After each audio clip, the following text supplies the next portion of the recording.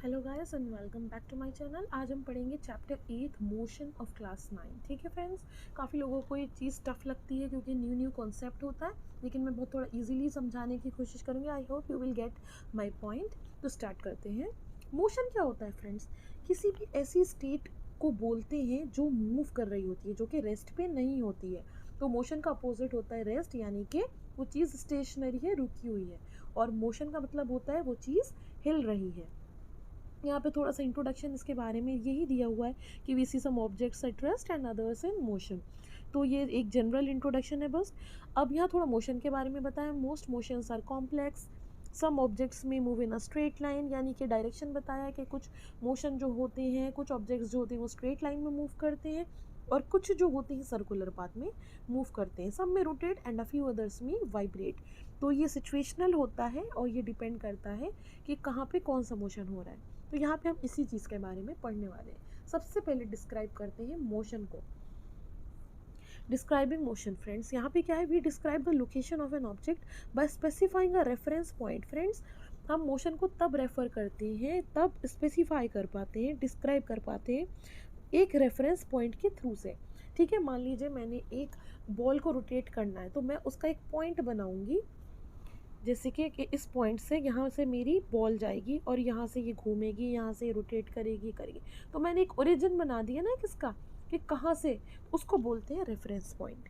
तो एज्यूम करते हैं कि जैसे स्कूल है विलेज में और वो 2 किलोमीटर्स नॉर्थ है of the railway station. So we have specified the position of the school with respect to the railway station.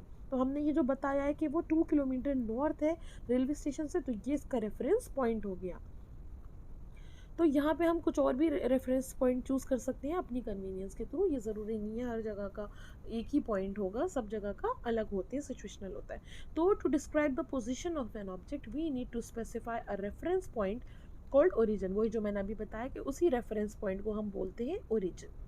ठीक है फ्रेंड्स, अब नेक्स्ट है motion along a straight line. Along a straight line motion कैसा होता है friends? The simplest type of motion होता है ये, यानी सबसे सिंपल सीधा सीधा मोशन। एक चीज़, कोई भी ऑब्जेक्ट सीधा लाइन में जा रहा है उसको हम बोलते हैं, स्ट्रेट लाइन में जाने वाले मोशन को स्ट्रेट मोशन यानी कि linear motion. So consider the motion of an object moving along a straight line. जैसे कि object starts its position from O which is treated at its reference point. ठीक है, तो ये ओ से यहाँ से ओरिजिन इसको हम मान लेते हैं यानी कि रेफरेंस पॉइंट, और यहाँ से ऑब्जेक्ट स्टार्ट करता है मूव करना। Let A B and C represent the position of object at different instants. ठीक है, और बी सी ये जो पॉइंट्स हमने बनाए ये पोजीशन है डिफरेंट डिफरेंट, जहाँ जहाँ पे जाके ये ऑब्जेक्ट रुकता है और फिर आगे चला जाता है। तो ऑब्जेक्ट सी और बी के थ्रू जाता है और ए पे जाके रुक जाता है, यानी सी पे रुका, बी पे रुका और फिर वो ए तक चला गया। ये रहा A. Then it moves back along the same path and reaches C through B. और ये यहाँ तक आने के बाद वापस चला जाता है, बी पे आता है और फिर सी पे जाता है। तो टोटल पाथ कितना कवर कर लिया इसने, वो हम काउंट कर लेंगे। पहले इतना, फिर इतना, इतना। ठीक है, तो हम सारे पॉइंट्स को जितना जितना उसने डिस्टेंस को कवर करा है हम उसको ऐड कर लेंगे और हमारा टोटल पाथ कवर्ड जो है आ जाएगा। जैसे कि यहाँ पे हमने न्यूमेरिक वैल्यूज़ ली हैं, मैग्नीट्यूड लिया, तो टोटल हमारे पास किलोमीटर आ गया। This is the distance covered by the object. To describe distance we need to specify only the numerical value and not the direction of motion. There are certain quantities which are described by specifying only their numerical values. तो numerical value को बोलते हैं friends magnitude. जब भी मैं magnitude बोलूँ आप समझ जाना कि मैं न्यूमेरिकल वैल्यू की बात कर रही हूँ, किसी भी फिजिकल क्वांटिटी की। So from this example, can you find out the distance of the final position? This difference will give you the numerical value. और एक और चीज़ फ्रेंड्स, यहाँ पे एक टेक्निकल वर्ड होता है डिस्प्लेसमेंट। डिस्प्लेसमेंट और डिस्टेंस में दोनों में डिफरेंस आएगा, तो आपको डिस्टेंस भी पता होना चाहिए। और डिस्प्लेसमेंट होता है friends shortest distance measured from initial to final position of an object. मान लीजिए ये पूरा मैं टोटल कर रही थी, यहाँ गया फिर यहाँ गया फिर यहाँ गया, ये तो मेरा डिस्टेंस हो गया। लेकिन जब बात डिस्प्लेसमेंट की होगी तो मैं टोटलिंग नहीं करूँगी, मैं शॉर्टेस्ट डिस्टेंस देखूँगी। यानी कि ओ से ट्रैवल करता हुआ मेरा ऑब्जेक्ट सी तक गया था, तो सी पे रुका है ना, यानी इनिशियल से फाइनल उसके लिए ये हो गया। तो ये पर्टिकुलर जो डिस्टेंस उसने कवर करा था उसको मैं बोलूँगी यहाँ पे डिस्प्लेसमेंट। तो यहाँ पे ये डिफरेंस है। अब can magnitude of displacement be equal to the distance travelled by an object. अब ये थोड़ा सा आपको खुद पढ़ के देखना है और फिर आपको इसी एग्जाम्पल के थ्रू, इस पोजीशन के थ्रू आपको समझ में आ जाएगा कि ये क्या बताना चाह रहे हैं। ठीक है, आइए नेक्स्ट चलते हैं। अब फ्रेंड्स आता है काइंड्स ऑफ मोशन, यानी कि यूनिफॉर्म मोशन और नॉन यूनिफॉर्म मोशन।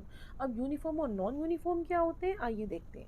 एक ऑब्जेक्ट को कंसिडर करते हैं moving along a straight line. ठीक है, वो एक स्ट्रेट लाइन में चल रहा है और फर्स्ट उसने जो ट्रैवल करा है 5 मीटर, वो फर्स्ट सेकेंड में किया है। 5 मीटर मोर करा है नेक्स्ट सेकंड में, फिर 5 मीटर मोर किया है थर्ड सेकंड में, एंड 5 मीटर मोर, यानी कि वो 5 मीटर की डिस्टेंस को कवर करता जा रहा है हर एक नेक्स्ट सेकंड में। तो इसका क्या मतलब है कि object is covering equal distances in equal intervals of time, यानी कि इक्वल इंटरवल ऑफ टाइम में वो कवर क्या कर रहा है, इक्वल डिस्टेंस को, यानी कि 1 minute 2 minute 1 second 2 second 3 second 4 second, यानी कि हमारा जो डिस्टेंस है और जो हमारा टाइम है वो दोनों इक्वली मूव कर रहे हैं, यानी कि इक्वल इंटरवल में मूव कर रहा है। जैसे कि 1 सेकंड 2 सेकंड 3 सेकंड ये भी इक्वल ही चल रहा है, यानी कि इनका गैप जो है बीच का इंटरवल वो भी इक्वल है, और वो जो 5 का वो डिस्टेंस कवर करता चला जा रहा है वो भी इक्वल है। तो तब हमारा आता है यूनिफॉर्म मोशन, यानी कि आगे हमें उसको ग्राफ्स भी बनाने पड़ेंगे और इसकी इक्वेशंस भी करनी होंगी। तो मैं आपको अभी शॉर्ट में भी बता देती हूँ कि इसका जो ग्राफ आता है यूनिफॉर्म मोशन का, वो एक स्ट्रेट लाइन होती है, इस तरीके से आता है। ठीक है, और इसका अपोजिट क्या होता है कि जब जो होता है ऑब्जेक्ट अनइक्वल डिस्टेंस को कवर करता है इक्वल इंटरवल ऑफ टाइम में, तब उसको बोलते हैं नॉन यूनिफॉर्म मोशन। जैसे कि क्राउडेड लेन है आपकी और वहाँ पे जो है आपकी कार चल रही है, वो कहीं पे तेज़ है कहीं पे स्लो है, तो इस तरीके से चल रही है ना, तो वो अनइक्वल डिस्टेंस को कवर कर रही है इक्वल इंटरवल ऑफ टाइम, यानी टाइम तो वही चलता चला रहा है लेकिन डिस्टेंस जो है वो इक्वल नहीं है। तो यहाँ पे इसको बोलेंगे हम नॉन यूनिफॉर्म मोशन। अब फ्रेंड्स हमें जो है ये पता लगाना है कि किस स्पीड पे ऑब्जेक्ट जो है चलता है, यानी कि कई बार इक्वल डिस्टेंसेस होते हैं, कई बार अनइक्वल डिस्टेंसेस होते हैं। तो इन सबको नापने के लिए हमने एक स्पीड जो है चीज़ रखी है, एक क्वांटिटी है ये, इसका नाम है स्पीड। इसका ऐसा यूनिट होता है फ्रेंड्स मीटर पर सेकेंड।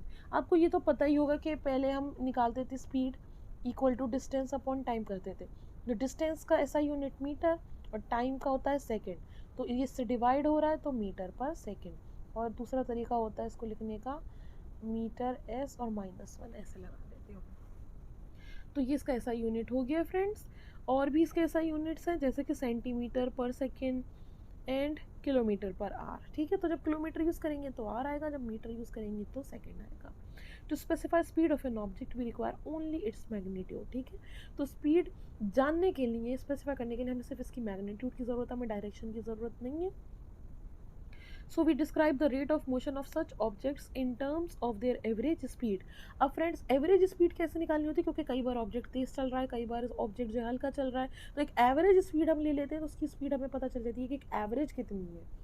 तो average speed of an object is obtained by dividing the total distance travelled by the total time taken, यानी कि डिस्टेंस अपॉन टाइम वाला ही फॉर्मूला लगेगा, बस हमें यहाँ पे एवरेज निकालनी है।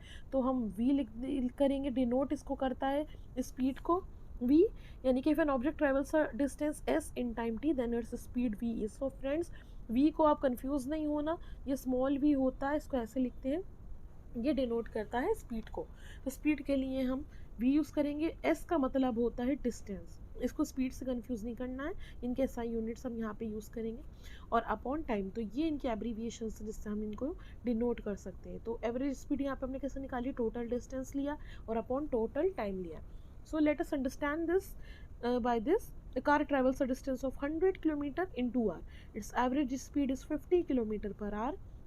The car might not have traveled at 50 km per hour all the time.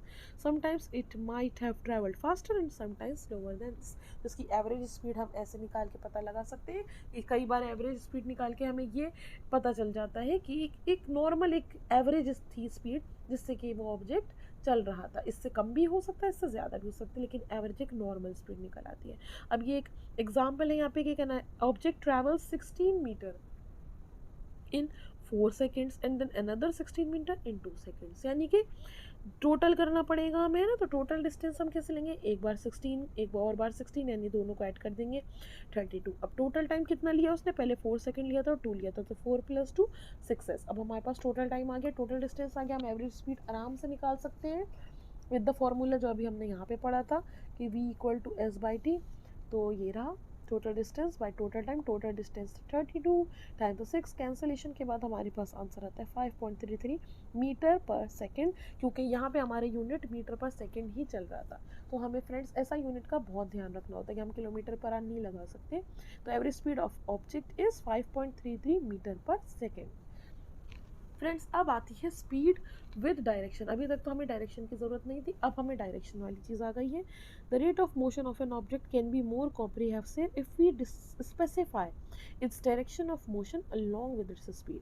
The quantity that specify both these aspects is called velocity। ठीक है, तो velocity किसको बोलते हैं, उस क्वांटिटी को जिसमें ये दोनों चीज़ें आती हैं। ठीक है, magnitude plus direction.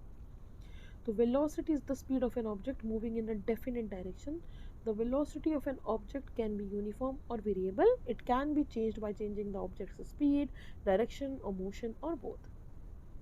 When an object is moving along a straight line at a variable speed, we can express the magnitude of its rate of motion in terms of average velocity। ठीक है friends, जब सीधे direction में एक object चल रहा हो, एक वेरिएबल स्पीड हो, तो हम उसका मैग्नीट्यूड एक्सप्रेस कर सकते हैं किससे, एवरेज वेलोसिटी से। It is calculated by same way, जैसे कि अभी हमने एवरेज स्पीड को करा था। बस स्पीड और वेलोसिटी में ये डिफरेंस है कि स्पीड का कोई डायरेक्शन नहीं होता है और वेलोसिटी का डायरेक्शन होता है। So in case the velocity of object is changing at a uniform rate, then average velocity is given by arithmetic mean of initial velocity plus final velocity for a given period of time। तो average velocity निकालने का formula क्या है friends, initial velocity को plus कर देंगे हम final velocity से, दोनों ऐड हो जाएंगे और अपॉन 2, यानी कि एवरेज को हम डिनोट करेंगे AV से और ये हमारी वेलोसिटी, और U को हम डिनोट करते हैं इनिशियल वेलोसिटी से, फाइनल वेलोसिटी को हम डिनोट करते हैं V से। सो u + v अपॉन 2, इसमें v जो है एवरेज स्पीड है, u इनिशियल वेलोसिटी है, v फाइनल वेलोसिटी है। Speed and velocity have same units, that is metre per second. तो ये दोनों के सेम यूनिट्स होते हैं। फ्रेंड्स अब हम पढ़ेंगे rate of change of velocity, जिसको बोलते हैं एक्सेलरेशन। ये क्या एक और फिजिकल क्वांटिटी है और इसका नाम है एक्सेलरेशन। ये आप देख सकते हैं यहाँ पे इंट्रोड्यूस हो गया है ये, और इसको बोलते हैं measure of the change in the velocity of an object per unit time. इसी को अगर हम जो है इक्वेशन की फॉर्म में लिख देंगे तो हम लिख देंगे एक्सेलरेशन क्या है, change in velocity upon time taken. और इसको दूसरी फॉर्म में लिख सकते हैं, if the velocity of an object changes from an initial value to the final value। यही रेट ऑफ चेंज होता है फ्रेंड। ठीक है, चेंज इन वेलोसिटी का मतलब यही होता है कि फाइनल माइनस इनिशियल, तो v - u अपॉन t। ठीक है, ये देता है हमें एक्सेलरेशन। सो ये इसका फॉर्मूला, ये आपको याद रखना है कि जब भी आपको आगे न्यूमेरिकल्स आएंगे और आपको एक्सेलरेशन फाइंड करना है तो you will have to use this formula v - u by t। This kind of motion is known as accelerated motion. इस वाले मोशन को हम बोलते हैं accelerated motion. It is taken to be positive if it is in the direction of velocity and negative when it is opposite to the direction of velocity। तो अगर ये motion का, ये जो काइंड ऑफ मोशन है accelerated motion है, अगर ये पॉजिटिव तब है जब ये डायरेक्शन ऑफ वेलोसिटी में ही चल रहा है, तो ये पॉजिटिव है। अगर ये opposite of the direction of velocity है तो ये नेगेटिव होगा। ये आगे आपको न्यूमेरिकल्स में भी साइन लगाने के काम आएगा। इसका एक्सेलरेशन का ऐसा यूनिट होता है मीटर पर सेकेंड स्क्वायर। ठीक है फ्रेंड्स, ये कैसे होता है डिराइव, ये मैं आपको बाद में बताऊंगी। If an object travels in a straight line and its velocity increases और decreases by equal amounts in equal intervals of time, then acceleration of object is said to be uniform. जैसे कि पीछे हमने यूनिफॉर्म मोशन करा था, equal interval of जब cover करता है in equal interval of time, तो वही चीज़ यहाँ पे कि जब वेलोसिटी इंक्रीज या डिक्रीज होती है इक्वल अमाउंट से इक्वल इंटरवल्स ऑफ टाइम में, तब उस एक्सेलरेशन को हम बोलते हैं uniform. The motion of a freely falling body is an example of uniformly accelerated motion। ये आपको डिफाइन करना है, या आप इसका एग्जांपल यहाँ पे लिख सकते हो। इसका अपोजिट क्या है, N object can travel with non uniform acceleration.